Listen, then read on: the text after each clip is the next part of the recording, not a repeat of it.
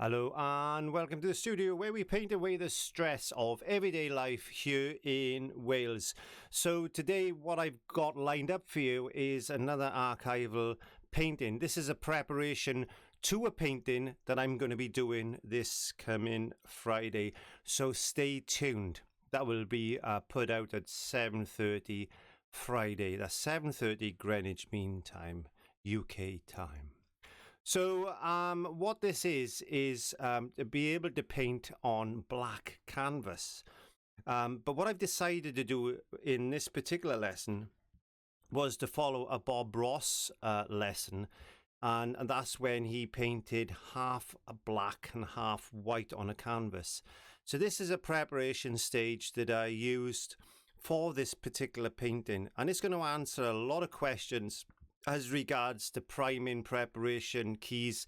I've gone over this a little bit in the past, but before we do that, let's go through a quick introduction and we'll get straight on to the lesson. It's time to learn with our friend Clive. So grab your brush, have a great time. And don't forget to click subscribe.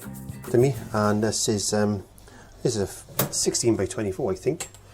It is it's a 20 by 24, sorry, 20 by 24 canvas, and that's the same type of canvas that I used during the lesson. And normally they come with these little things. Now these are called keys, and you might have recall me doing a couple of lessons in the past and showing you how to use these. And they actually go in the slots in there, and these are called stretcher bars. And what they do, they push the stretcher bars apart and stretch the canvas taut, because you need a taut canvas. They don't all come supplied with these. Now, these are available on the website. They will be on the website shortly. If you place an order, I can chuck a bag of these in for you for a small amount. I actually make these myself now because I'm sick and tired of trying to find canvases with them in. And if you're handy, or you've got a husband that's handy, or you're handy yourself with some tools, it's only little bits of plywood, that's all they are. Just cut them to that shape and you'll be fine. Don't have to worry about them. Do you need them? Well, yeah, sometimes the canvas gets a bit floppy. Can you do without them? Yes, you can do without them. So there's no great hardship there at all. Now, let's get back to the lesson and stop the waffle. I have got a large Mr. bottle here with some pure water in it. It's deionized water, it could be tap water, it doesn't really matter for this particular part of the lesson. And what you need to do, I'm not going to do this completely because I can't wait for it to dry basically. What you need to do is mist the back of your canvas. Make sure that water gets in there, and you need to do that all over the canvas. Get it wet. Get it nice and wet, and that's going to make it all floppy. Turn the canvas around, and this is both pre-primed, but you're going to prime this later on as well, so don't worry about that. And again, on the front, you need to wet this completely down like that. In fact, you can get yourself a nice clean dry brush and you can get that water all the way in to the canvas. Now you can do this whether you're going to be painting with oils or you're going to be painting with acrylics, and this is exactly what Mr. Bob Ross used to do to prep his canvases. Again, really tight, and it's a good technique actually. It's an old technique and I use it quite extensively myself. So you do that completely over the canvas, get it all nice and wet, let it sit there for 10 minutes or so, let it absorb the water so it gets all floppy. Then once you've done that, proceed to put in your keys, and you need to knock these in with a small hammer, and they go in like that. I'm not going to fit these because it takes too long, and between me and you, it's like 11 o'clock at night, so if I start hitting hammers in the studio and making noise, I'd be waking my neighbours up, and I'm not going to be a very popular man. So just place them in when it's wet, knock them in. So what's going to happen is when the canvas dries, it's going to get really tight. And when it gets really tight, and the gaps are already opened up, so it's going to get even tighter, and it's going to be like a drum, bum, bum, bum, bum. And that's exactly what you want. So let's have a little closer look at the keys. So as you can see, they go in like that, and you knock them in. Don't knock them too hard because they can poke through the actual side of the canvas there, so be careful. Okay, so we've done that and we've allowed it to dry. So it's important now at this stage that we pre-prime the canvas with 2 coats of gesso. And you can use your homemade gesso, you can use shop bought gesso, it doesn't really matter.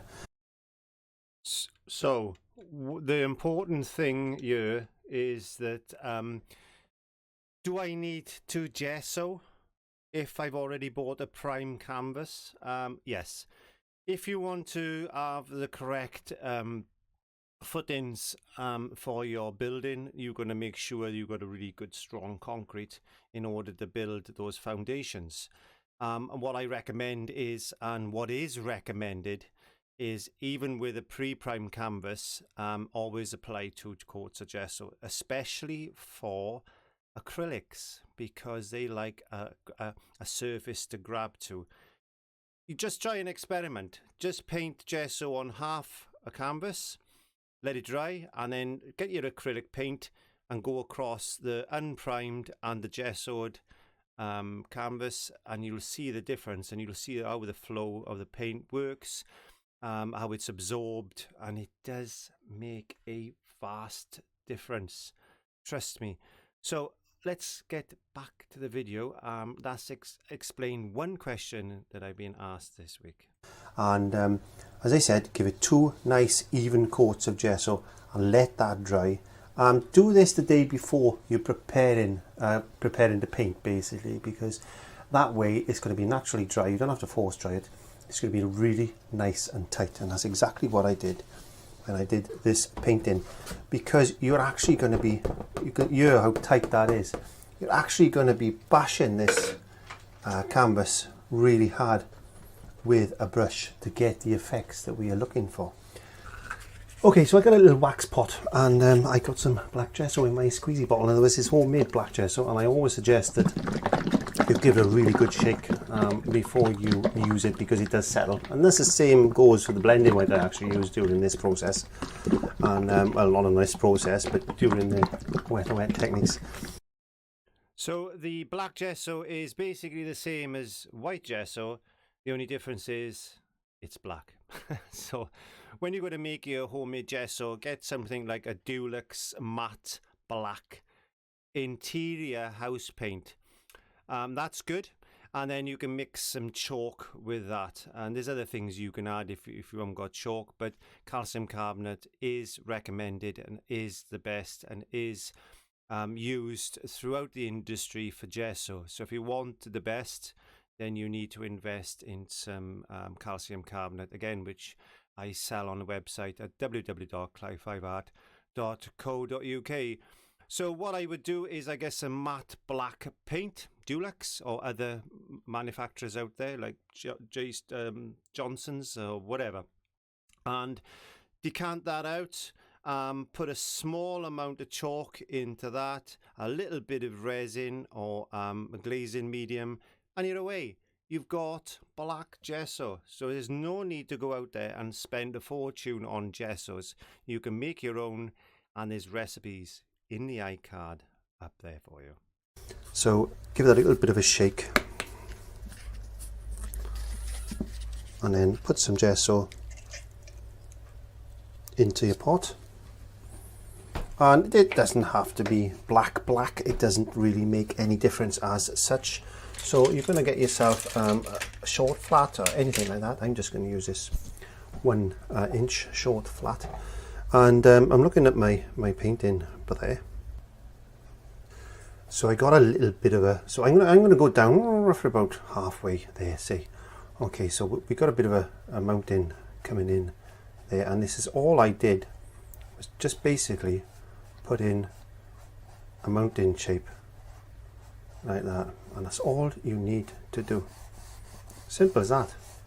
all you're doing is playing with gesso. Put that gesso on, get that nice sharp edge there, because that's going to be our sky. And don't forget, this is going to be, let's make that a bit bigger. This is double primed canvas. I haven't actually primed this particular canvas, so it doesn't matter. If you don't want to prime it, then that's entirely up to you. Makes no difference really. It just helps the paint to flow a little bit smoother, and just seals that canvas in. And well, it's just an undercoat really. So that's all gesso is a sealing paint, basically chalk paint. It helps with the flow of your paints, whether you're using oils or whether you're using acrylics.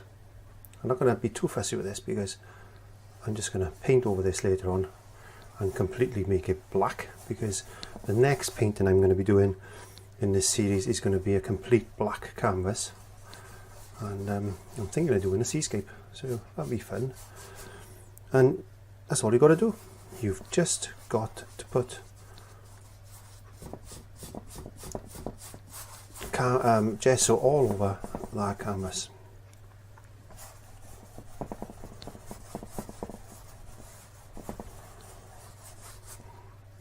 So all we're doing is just giving ourselves, just think of this as just gesso. It's just black gesso instead of white gesso. That's all it is. All we're doing is toning our canvas, because if we did this all black, then you wouldn't have the brightness of the sky when we actually use the liquid clear on it. And again, if you'd done it all white, you wouldn't have the mistiness, and a lot of the work in the actual painting has been done for you. A lot of the dark colours have been done for you.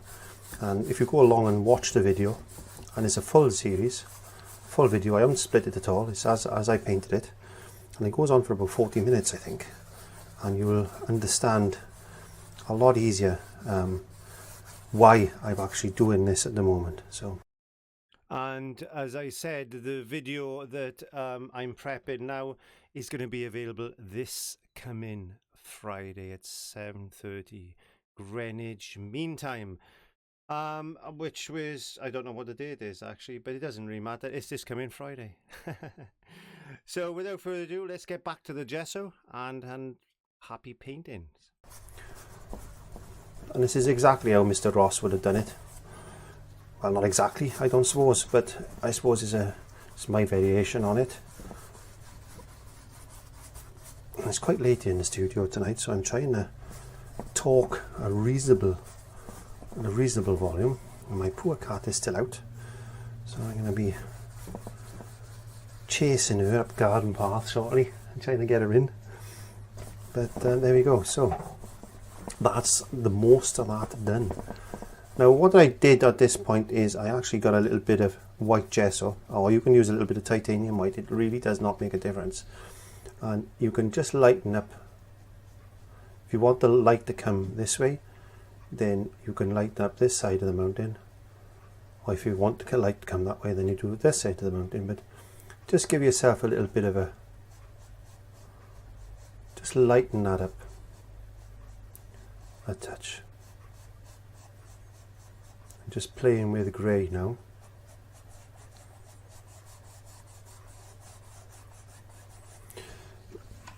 And because that's dried a little bit, it's got a little bit too light, so let's just darken that up a bit. There we go. That's all it is. It's just play with a little bit of this and a little bit of grey, a little bit of gesso, and just give yourself that hint. There we go. And what I did at this point now is I got a little bit of gesso, and I believe I put a couple of trees, so I'm just using the edge of the brush now and just putting a couple of tree shapes in like that. Simple little shapes, and I believe I did a couple this side as well. That's all you need to do there, like that. You can just blend that in. So basically what you're doing is a black painting. So I'm putting that brush down. I'm picking up a smaller brush now. I've got a small brush here somewhere. This will do. This is just a round. It doesn't really matter what type of brush it is, as long as you've got some shape to it. So you're going to have some bushes and things in here. So just establish a couple of shapes for yourself. And just picking up a bit of black gesso. Just put those couple of shapes in. Like that.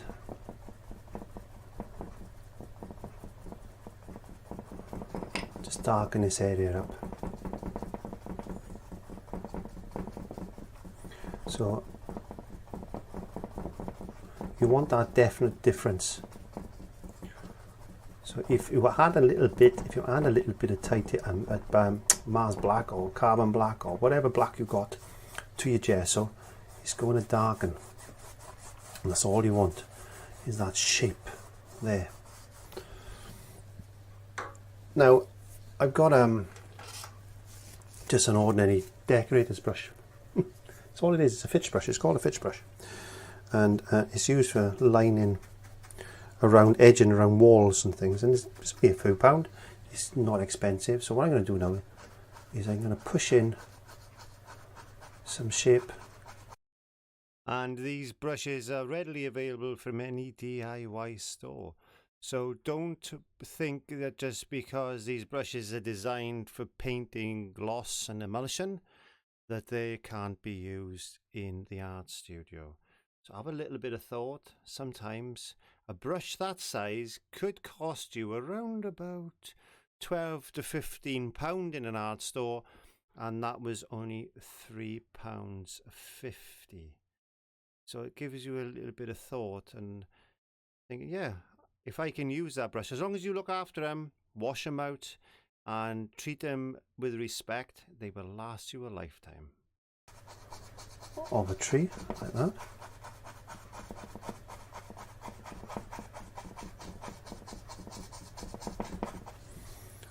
And just get a little bit more paint, darken that edge up, and pick up a little bit more paint. Let's put a little bit more gesso. Running out of gesso here, and just bring that down like that. Don't worry about getting rid of all these little tiny holes. You want them there. You want to try and maintain them, and you can make this shit just a little bit bigger if you wanted to. There you go.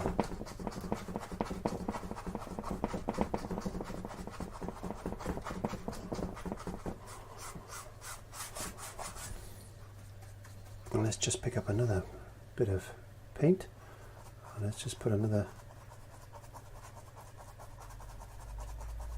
tree there.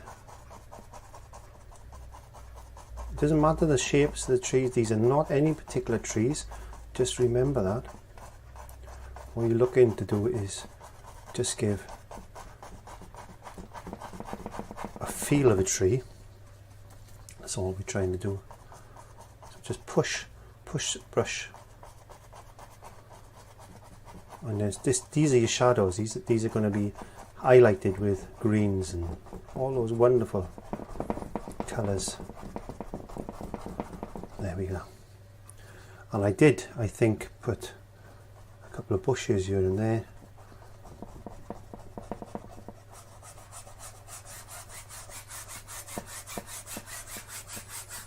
And in the other painting I put a tree here, but I put that about halfway through the painting, but we're going to put it in anyway, and the same type of thing.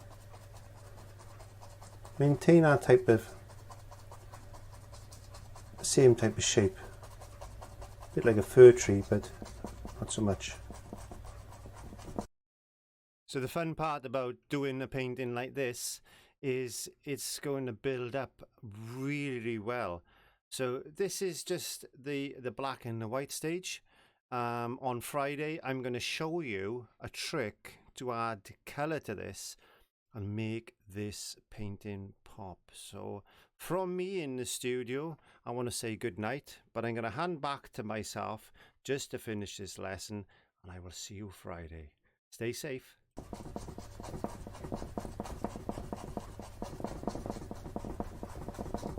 And you can just bring that in. And bring that down like that.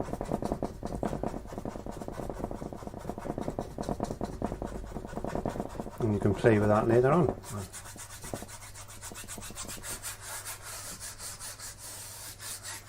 And that's all there is to actually preparing this particular canvas for that painting. So let's have a look if we can compare the two.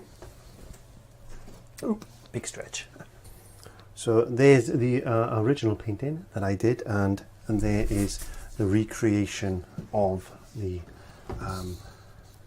just a black and white gesso ready for preparation. So we put liquid clear on there and do the sky, and then we go ahead and do the grass. So please click the icons for that.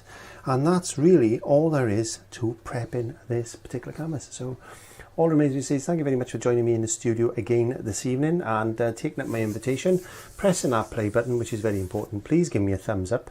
Please like, comment and subscribe. And I will see you shortly on another lesson in the studio. Have a good day, a good week, a good month, a year, because I don't know exactly when you're going to be watching it. So my name is Clive. I will see you in the studio for the next lesson. All the best.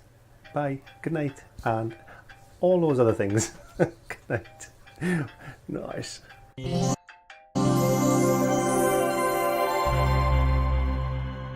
And don't forget to watch out this coming Friday for that lesson. So from me in sunny Wales, goodbye, and I will see you then. Nighty night.